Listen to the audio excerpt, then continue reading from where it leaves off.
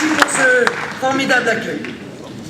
Je suis ravi de débuter ma tournée régionale en Île-de-France et tout particulièrement dans ce département de l'Essonne qui symbolise à merveille l'implantation francilienne réussie du Front National.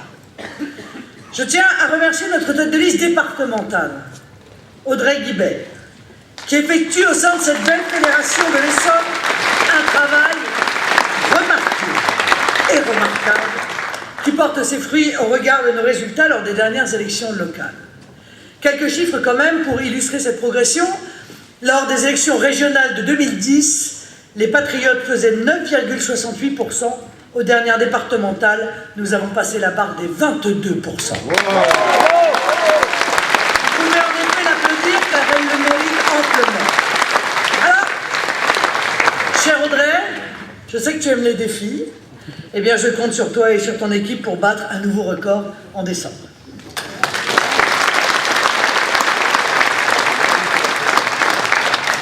Il y a beaucoup de raisons pour lesquelles je suis contente d'être ici et de participer à ce lancement de campagne.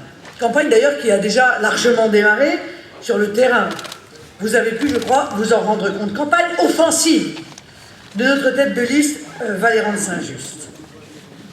Je suis ravi d'être ici aussi parce que c'est Valéran de Saint-Just. Et parce que j'ai confiance en cet homme. Parce que je le connais depuis longtemps. Parce que je l'ai fréquenté lorsque nous étions tous les deux avocats. Parce que j'ai vu son honnêteté. Parce que j'ai vu son intégrité. Et c'est parce que j'ai vu son honnêteté, sa droiture et son intégrité que je l'ai choisi comme trésorier du Front National, figurez-vous.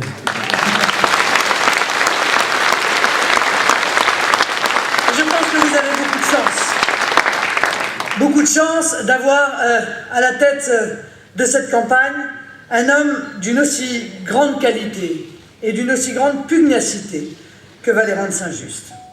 Sa liste représente la seule alternative au duo Barthelone-Pécresse pour redresser la région Île-de-France après tant d'années de gestion déplorable, de gabegie, de magouille politicienne, de chômage, d'insécurité, de montée du communautarisme et d'abandon de la République. Je suivrai de très près cette campagne, votre campagne, car je connais bien les problématiques franciliennes pour avoir été, de 2004 à 2009, non seulement élue dans cette région, mais présidente du groupe Front National au Conseil régional d'Île-de-France. Je suis attaché à ce territoire. Je les connais bien. Je les connais bien. Et je ne supporte pas l'immense gâchis de ces irresponsables de gauche et de droite qui ont dégradé les conditions de vie des Franciliens alors que l'Île-de-France détient des atouts incomparables, des richesses, des bassins d'emploi, de formation, une jeunesse dynamique, tous les centres de décision. Et ils n'en ont rien fait. Je les ai vus, cela, des années et des années durant, transformer l'or en plomb. Qu'ont-ils fait de cette région Île-de-France? Rien. Ah si, pardon. Ils ont tout de même fait quelque chose. D'ailleurs, la seule chose qu'ils sachent faire, ils ont augmenté les impôts, l'emprunt et les déficits, ce qui n'est pas rien, vous en conviendrez, et l'ont livré au fur et à mesure du temps à toutes les dérives. La région Île-de-France est en pleine transition avec les bouleversements du Grand Paris. Audrey vous en a parlé tout à l'heure. Ah, le Grand Paris. Depuis combien d'années on entend parler de ce Grand Paris? C'est le nouvel Eldorado promis par la caste francilienne. Vous en avez vous aussi sûrement entendu parler. Ils nous abreuvent de cela, de plans sur la comète, de tracés de super-métro, de projets faramineux, de grandes révolutions urbaines avec son cortège de projets d'architectes. Mais quel est aujourd'hui le bilan du Grand Paris? Il est très simple. Des postes distribués à une nuée de fonctionnaires et de technocrates, des mandats en prévision pour alimenter les élus à la métropole du Grand Paris. Mais les préoccupations des habitants dans tout cela, la fracture territoriale, les injustices sociales qui se creusent selon les départements, tout cela est passé à la trappe. L'objectif visait pourtant à transformer l'agglomération parisienne en une grande métropole mondiale du XXIe siècle, afin d'améliorer le cadre de vie des habitants, corriger les inégalités territoriales et construire une ville durable. C'est beau, hein? Pour la métropole du XXIe siècle, on repassera, puisque dans certains quartiers, nous sommes même revenus au Moyen-Âge.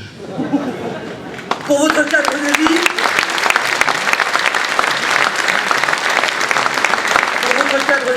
n'a pas cessé en réalité de se dégrader d'année en année. Pour la ville durable, il suffit de constater les derniers pics de pollution pour reconnaître que nous en sommes loin. Le Grand Paris sera grand, beau et durable pour les Parisiens des beaux quartiers. Il sera relégation territoriale, violence, chômage pour les habitants des départements franciliens et notamment pour les Essonniens. En effet, je dénonce avec force la métropolisation et ses conséquences politiques et sociétales. La métropolisation, c'est ce que les élus de l'UMPS appellent le progrès. Mais où est le progrès? Plus d'emplois, plus de richesses, plus de développement, plus de transport pour le centre parisien et moins pour ce qu'ils appellent la zone périphérique, c'est-à-dire tous les autres. Moins pour l'Essonne, moins pour la Seine-et-Marne, moins pour le Val d'Oise, moins pour les Yvelines, moins pour le Val-de-Marne, moins pour la Seine-Saint-Denis et moins pour les Hauts-de-Seine. Donc, ce seront vous, les habitants de banlieue, qui paierez le prix fort de la métropolisation. Vous serez à la fois annexés et digérés par la métropole du Grand Paris, mais au final, oubliés de toutes les politiques. La réforme territoriale, inspirée par l'Allemagne, imposée par Bruxelles et finalement décidée par Hollande et Valls, fera de même pour nos territoires ruraux, qui sortiront des écrans radars, totalement effacés par les métropoles qui accapareront tout. Le Grand Paris et la métropolisation est un projet partagé par les tenants de l'UMPS d'Île-de-France. Huchon, Pécresse, Barthelone, main dans la main. Sur ce point précis, il ne faut même pas semblant d'ailleurs de s'opposer, ils sont d'accord sur absolument tout. Nous, au Front National, nous défendons l'idée d'une Île-de-France harmonieuse, à la fois dynamique et productive, et respectueuse de la diversité de ses territoires. Une Île-de-France au service de tous ses habitants, et non pas réservée à quelques privilégiés. Cher Valéran, les adversaires que tu as pour cette élection, nous les connaissons bien, j'ajouterais, nous les connaissons que trop bien, au regard de leur passé et de leur passif. Ils sont les dignes représentants, presque les symboles de la caste UMPS qui nous gouverne depuis 30 ans au niveau national. Celle qui a conduit notre pays dans le mur sans changer de politique. Le bilan de Jean-Paul Huchon est à ce titre objectivement déplorable. Il faut dire que cet admirateur de l'Allemagne, qui s'est beaucoup battu d'ailleurs pour une France fédérale, c'est ainsi qu'au cours de ses différents mandats, il est passé de président du Conseil régional d'Île-de-France à président de la région Île-de-France, à président d'Île-de-France. Heureusement qu'il n'a pas fait un mandat de plus, il aurait terminé empereur d'Île-de-France.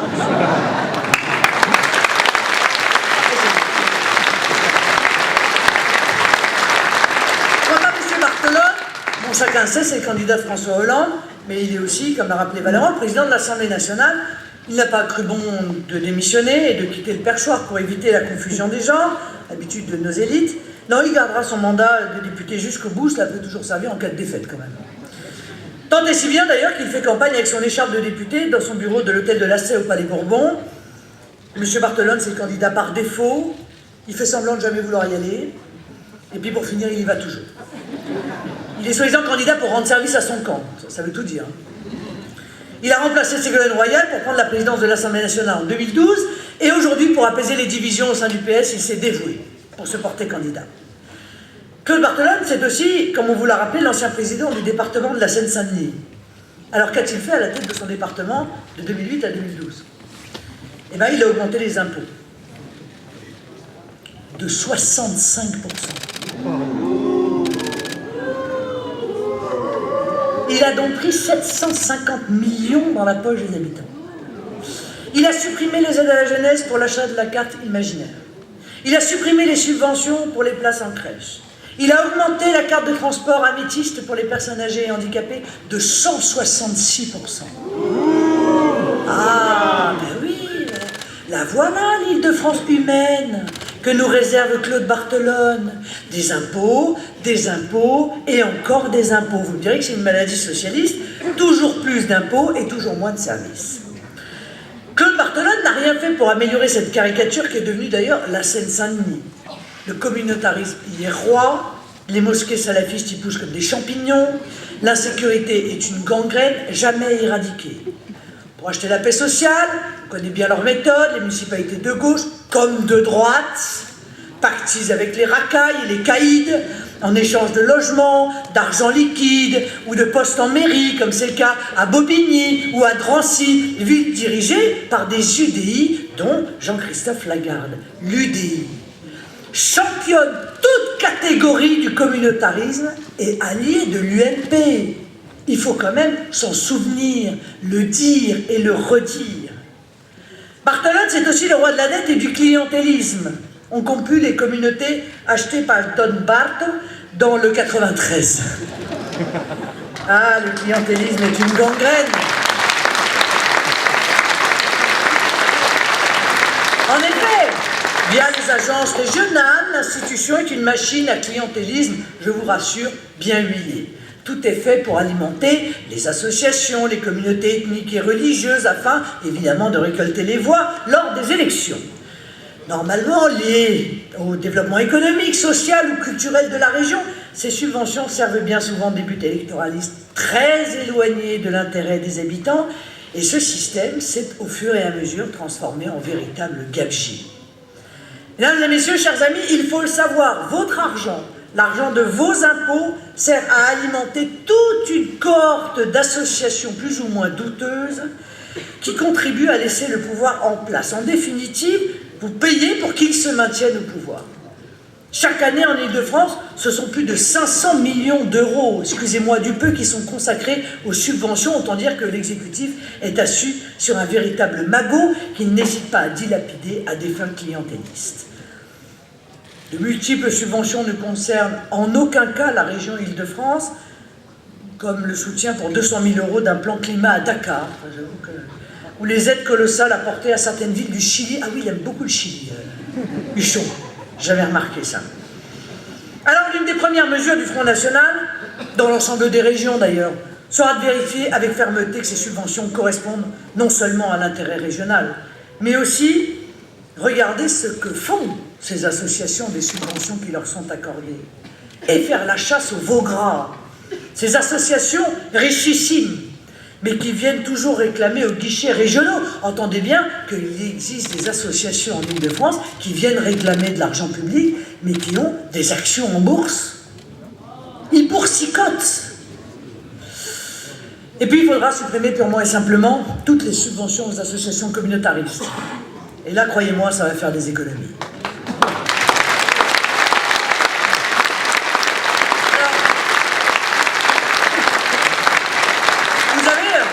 Un exemple criant de la gestion PS est de l'Agence régionale de l'environnement, l'AREN.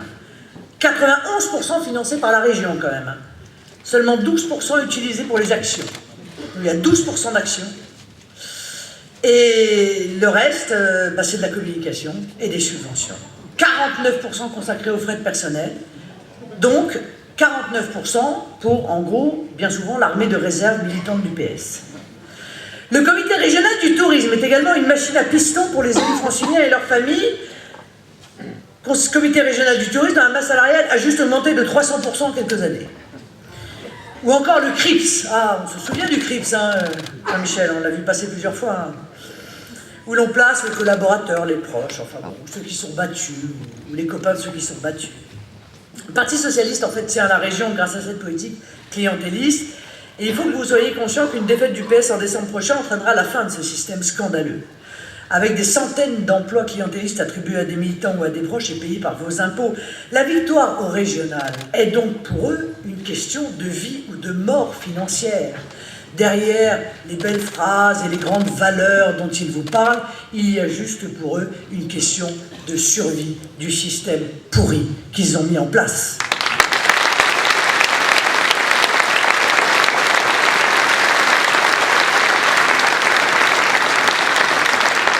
Avoir des élus Front National au Conseil régional, c'est s'assurer de la dénonciation systématique de ces copinages incessants et que vos impôts servent enfin à l'intérêt général et non plus à entretenir les copains privilégiés des uns ou des autres. Ça a fait beaucoup de mal notre absence au Conseil régional durant les dernières années.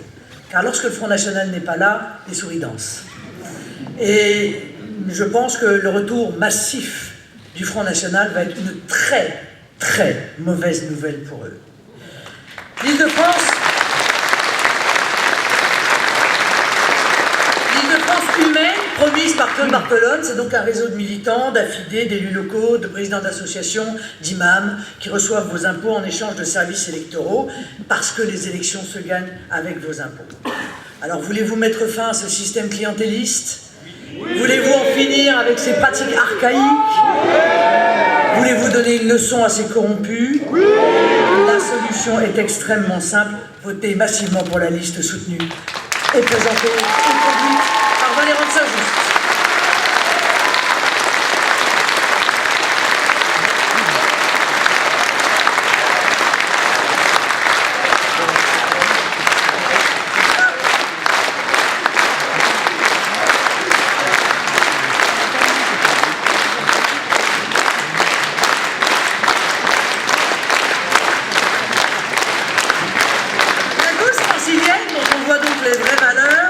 Est aussi la championne de l'immigrationnisme.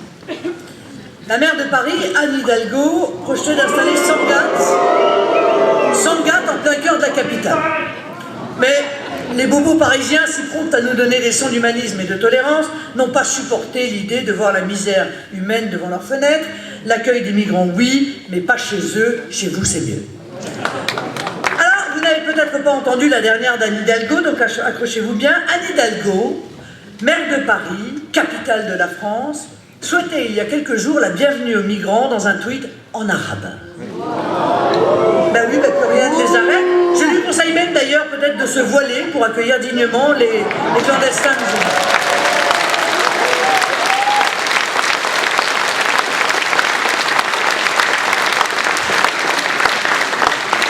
Je veux dire, objectivement, c'est dramatique.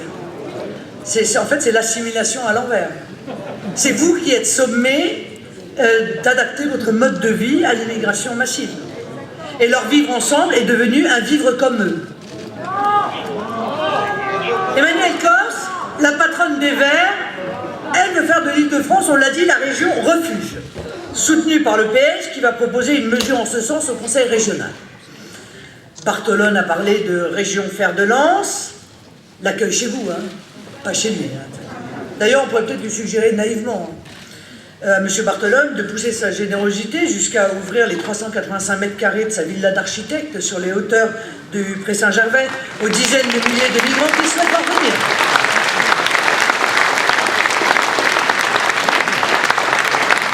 Claude Barthelone nous a récemment déclaré « Ce ne sont pas des migrants, ce sont des réfugiés. Ils viennent parce qu'ils sont menacés de mort, ils ne viennent pas pour prendre notre boulot, ils viennent pour sauver leur peau. » Comme c'est beau et comme c'est faux. Nos élites ont, dans un habile travestissement sémantique, fait des clandestins des migrants, puis des réfugiés. On désarme les mots pour désarmer les esprits. La réalité est bien différente. Et nous le savons tous. Si certains fuient la guerre et les menaces, l'immense majorité est composée d'immigrés économiques, qui viennent chez nous attirés par des prestations sociales juteuses, un système de santé gratuit, un logement, une indemnité journalière. Et pendant ce temps, les vrais réfugiés, qui sont en Syrie, qui sont au Liban, eh bien eux, ils voient fondre l'aide humanitaire internationale au mépris de la logique, de l'esprit et du cœur.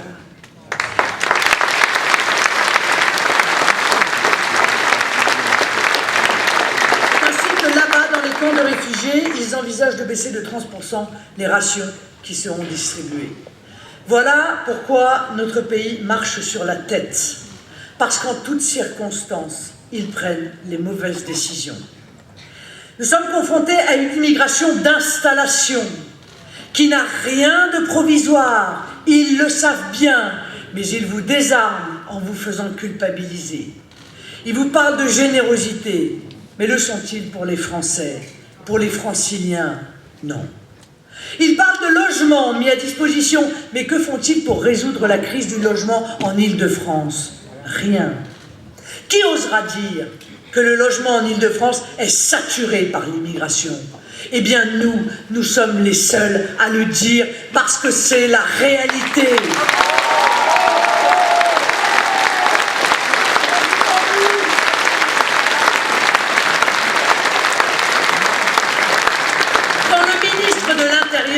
annoncé samedi dernier que les communes recevraient 1 000 € pour chaque logement qui servira à l'accueil des immigrés.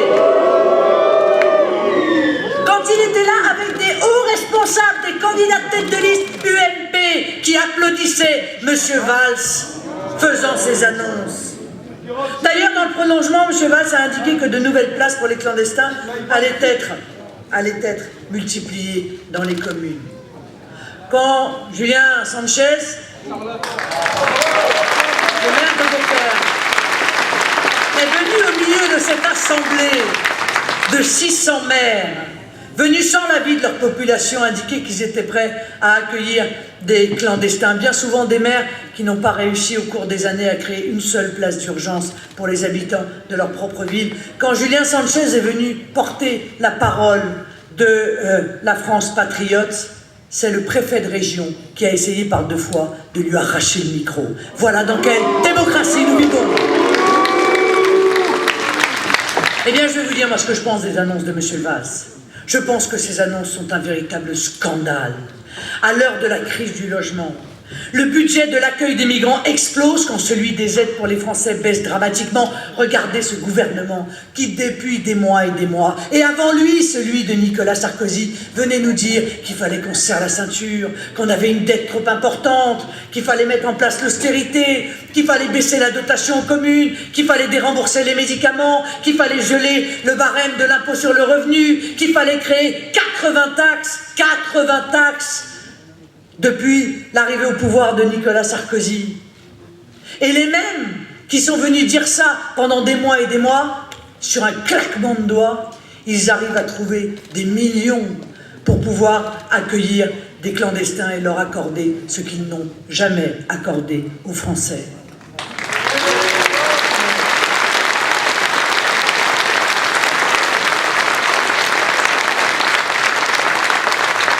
En Île-de-France, mes chers amis, ce sont près de 2 millions de nos compatriotes qui n'arrivent pas à se loger et qui attendent depuis des années parfois une solution. Ce sont près de 4 millions de personnes mal logées selon la Fondation Abbé Pierre. Et combien allons-nous accueillir de clandestins quand on entend des dirigeants aussi irresponsables que Nicolas Sarkozy venir nous dire qu'en plus de toutes les filières d'immigration clandestine que nous avons déjà, l'immigration sanitaire, le regroupement familial, le dévoiement du droit d'asile, il faudrait en plus accueillir les réfugiés de guerre, soit près de 260 millions d'habitants sur la Terre qui vivent dans un pays en guerre. Le même qui, pendant la campagne des présidentielles, nous expliquait qu'il fallait accueillir toutes les femmes battues du monde. Et ces gens-là viennent dire, mais nous sommes un parti de gouvernement. Mais c'est une plaisanterie. Mais leurs propos, leur pensée est profondément anxiogène. Comment peut-on confier notre avenir et celui de nos enfants à des gens aussi gravement et historiquement irresponsables face à la situation? Le gouvernement, en faisant ces annonces, indique clairement aux Français qu'ils ne sont pas prioritaires. Voilà. Et qu'ils seront, comme toujours, les derniers servis. Oh, bah écoutez, s'il reste une vieille chambre de bonne, là peut-être on pensera à vous, mais comprenez, on a tellement de monde à loger. Alors, ils parlent de tolérance, de vivre ensemble. Mais que savent-ils de la réalité de la vie en Île-de-France? Qui sont-ils pour imposer un nouveau fardeau aux habitants? Bien sûr qu'il est difficile d'en vouloir à ceux qui cherchent une vie meilleure. Et on ne peut pas leur en vouloir. Parce que l'Eldorado que nos dirigeants politiques leur ont vendu, il est irrésistible. Mais il est irrésistible pour des dizaines de millions de personnes dans le monde. Les responsables et les coupables, et merci Valéran de le rappeler à chaque fois, ce sont nos élites UMPS. Sarkozy avait ouvert grandes les portes du pays, Hollande et Valls les dégondent. Les responsables sont tous ces élus UMPS irresponsables qui offrent leur ville à l'accueil des migrants sans même consulter les habitants. Après avoir consciencieusement détruit la Libye, après avoir contribué à la déstabilisation grave de la Syrie, ils génèrent après des années d'immigration massive, un raz-de-marée, dont seules les premières vagues nous ont déjà touchés, mes chers amis. Sans réaction de la part du peuple français, l'invasion migratoire que nous subissons n'aura rien à envier à celle du IVe siècle et aura peut-être les mêmes conséquences.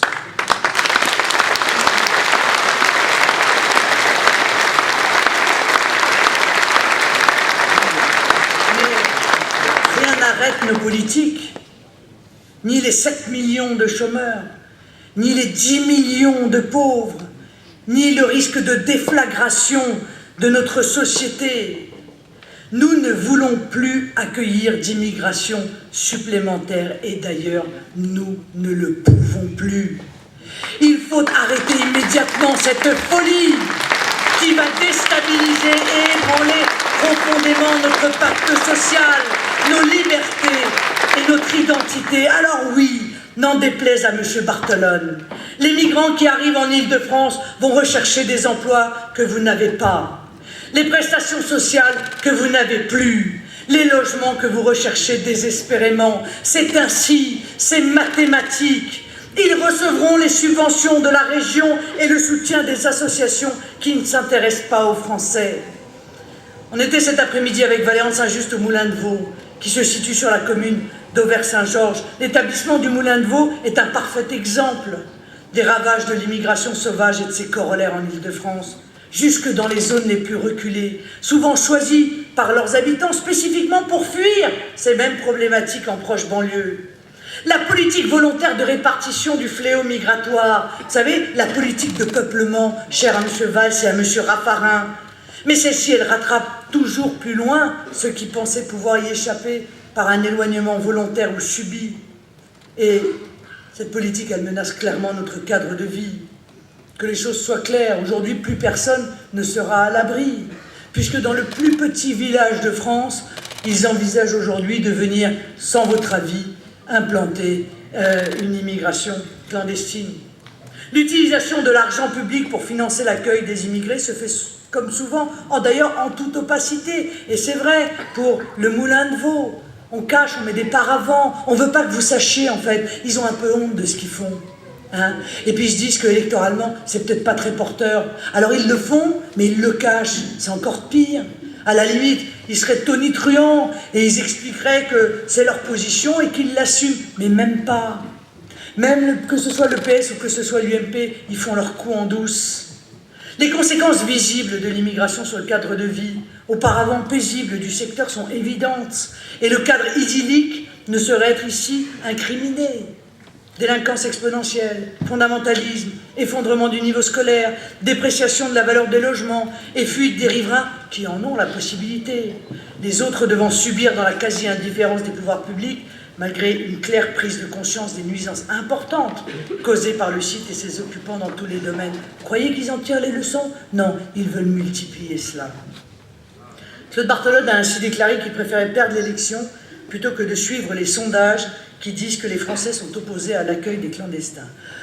Alors, mes chers amis, ne vous privez pas, faites passer le message, votez Barthelone, c'est voter pour l'accueil des clandestins chez vous, votez socialiste, c'est voter pour la submersion migratoire, et donc les 6 et 13 décembre, faites perdre Barthelone pour que l'Île-de-France ne s'appelle pas l'île de Syrie ou l'île de Libye.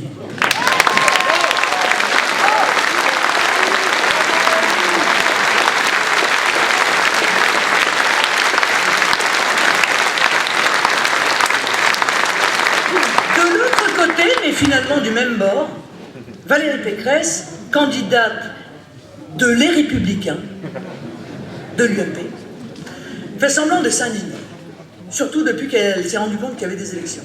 Parfois, elle met un petit peu de temps à...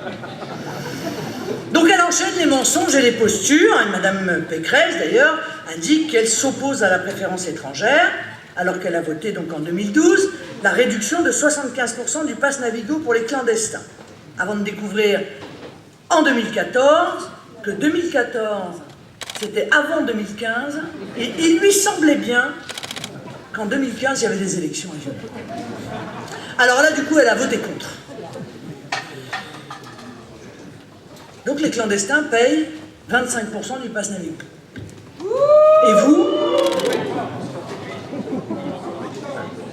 100%. Et quand on dit, bah écoutez, il y a quand même certains domaines où mieux vaut être clandestin que français, ils vous disent, mais n'importe quoi. Toujours l'excès.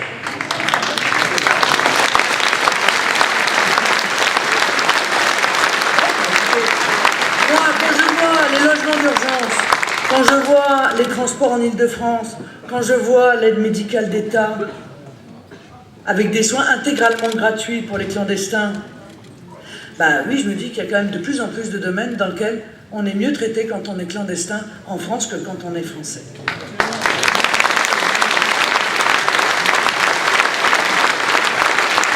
Moi, je laisse à Mme Pécresse le traitage de chignon avec Chantal Joanneau. Ça ne peut quand même pas être facile parce que Chantal Joanneau, en 2014, elle disait que l'UMP était contraire à ses valeurs. Et puis pour finir, l'élection approchant, les valeurs, c'est moins important. Elle a déjà été tête de liste, hein, Valérie Pécresse, en 2010. Elle préside depuis le groupe UMP à la région, où elle joue et surjoue d'ailleurs, c'est pas très naturel, l'opposition à la gauche, quand en réalité elle vote exactement comme la majorité. Derrière, en fait, les discours et les postures électorales, l'UMP et le PS partagent totalement un bilan qui est calamiteux. Ça fait des années que ça dure. Hein. Bon, quand j'étais présidente de groupe au Conseil régional d'Île-de-France, ils votaient l'UMP et le PS à 90% ensemble. Voilà, ça c'est comme ça a toujours été comme ça, et ça continuera à être comme ça. Donc ceux qui pensent que la situation va changer s'ils échangent l'un pour l'autre se trompent lourdement. Mme Pécresse, elle a dit qu'elle voulait mettre la question des lycées au cœur de son action en Île-de-France. Elle essaye peut-être de faire oublier qu'elle a été sous Nicolas Sarkozy la ministre qui a mis en place la catastrophique autonomie des universités. Mais je vais vous faire une confidence, Valérie Pécresse ne fera pas campagne dans les universités. Elle ne fera pas campagne dans les RER. Chat échaudé, craint l'eau froide. Valérie Pécresse, elle fera campagne dans les mosquées.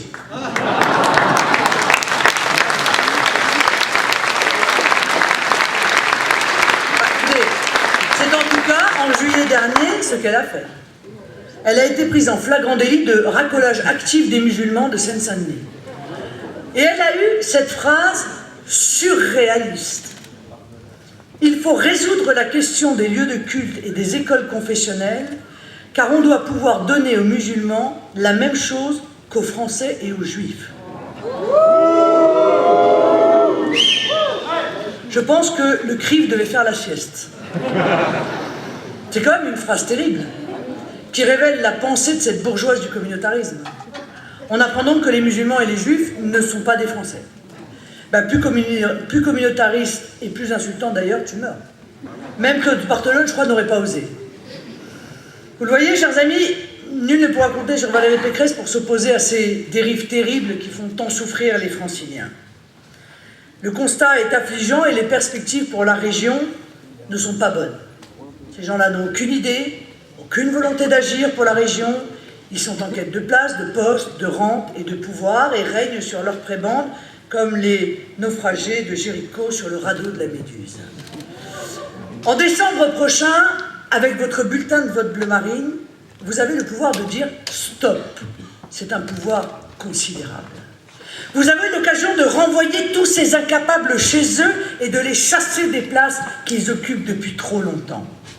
Le Front National, lui, a un vrai projet pour l'Île-de-France et la France. Un projet patriote, ambitieux, volontaire et pragmatique, avec une vraie vision pour l'Île-de-France, une vision à la hauteur de la première région d'Europe. Un projet basé sur l'emploi et l'entreprise, aide aux PME, priorité régionale dans l'attribution des marchés publics. Voilà le changement. Un projet qui s'attache aux préoccupations concrètes des Franciliens dans le transport. Valéran vous a parlé tout à l'heure de l'état déplorable des RER, des métros saturés, les dessertes manifestement insuffisantes, les conditions de transport qui sont parfois juste intolérables pour les usagers. Chaque jour, c'est quand même 5 millions de Franciliens qui prennent les transports en commun et qui subissent un réseau totalement dépassé.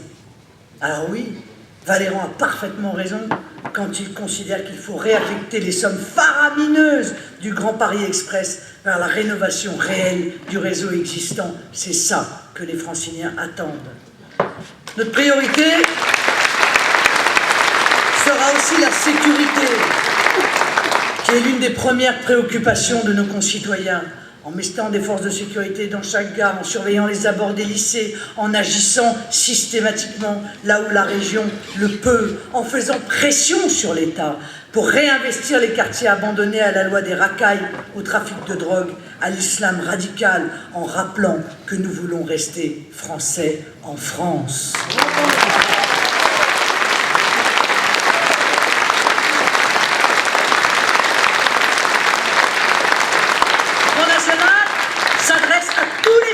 Sans considération de religion ou d'origine, la seule communauté que nous allons convaincre est la communauté nationale.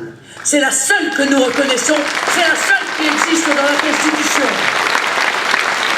Alors oui, avec nous, la religion sera renvoyée à la sphère privée. La laïcité comme seule règle dans une région où le communautarisme est encouragé par l'UMPS pour se construire des clientèles et où il est du dernier chic de déambuler dans les mosquées et de parader aux ruptures des jeunes, comme le font systématiquement maintenant les candidats UMP et PS. Enfin, je l'ai évoqué, la chasse au gaspillage et au clientélisme sera terrible. Mes chers amis, ces élections régionales de décembre sont fondamentales. Elles constituent la dernière étape pour poursuivre l'implantation locale du Front National avant les échéances nationales de 2017. Elles doivent permettre à nos compatriotes d'enclencher le virage salvateur après les municipales et les européennes de 2014 et les élections départementales de mars dernier. Voter Front National en décembre prochain, c'est voter contre le chômage de masse, la sous-croissance, l'insécurité galopante et s'opposer fermement à la submersion migratoire qui est le défi de notre époque. Les gouvernants n'ont pas pris la mesure du danger. Ils n'ont pas pris la mesure du danger migratoire pour notre économie, l'équilibre de nos comptes sociaux et la cohésion de notre nation. Mais ils n'ont pas pris non plus la mesure du danger djihadiste. Au moment où l'État islamique, qui à la différence de nos dirigeants, lui, hélas, tient souvent ses promesses, au moment où l'État islamique annonce que des terroristes en puissance se mêlent aux vagues migratoires pour mieux frapper quand l'ordre leur aura été donné. Espérons que le calme trompeur sur le front des attentats ne soit pas le calme du ressac qui précède le tsunami. Seul le Front National est capable de protéger les Français en appliquant une politique de fermeté qui est au final la seule politique humaniste, à la fois pour nos compatriotes, mais aussi pour les migrants, afin que la Méditerranée cesse d'être un cimetière à ciel ouvert. Le Front National est le seul mouvement à défendre les intérêts des Français quand l'UMP et le PS préfèrent se consacrer à l'accueil des immigrés. Le Front National est le seul à proposer de retrouver nos frontières nationales en sortant de la passoire de Schengen. Le Front National est le seul à vouloir en finir avec les appels d'air et les incitations à l'immigration en supprimant notamment l'aide médicale d'État et en revenant sur les critères de demande d'asile. Mesdames et messieurs, chers amis, le Front National a pris la mesure des périls qui menacent notre pays. Il détient les solutions pour s'en sortir et il a surtout le courage de les mettre en œuvre. Il ne lui manque plus que la confiance de nos compatriotes pour les mettre en pratique. Voter Front National en décembre prochain, c'est tout simplement protéger la France et les Français. Voter Bleu Marine, c'est montrer que l'on a encore un instinct de survie. Je compte sur vous, j'ai besoin de vous. Besoin de votre confiance, de votre enthousiasme, de votre foi en la France et en l'avenir. Alors mobilisez-vous. Votez Valéran de Saint-Just. Vive l'Île-de-France Bleu Marine. Vive la République.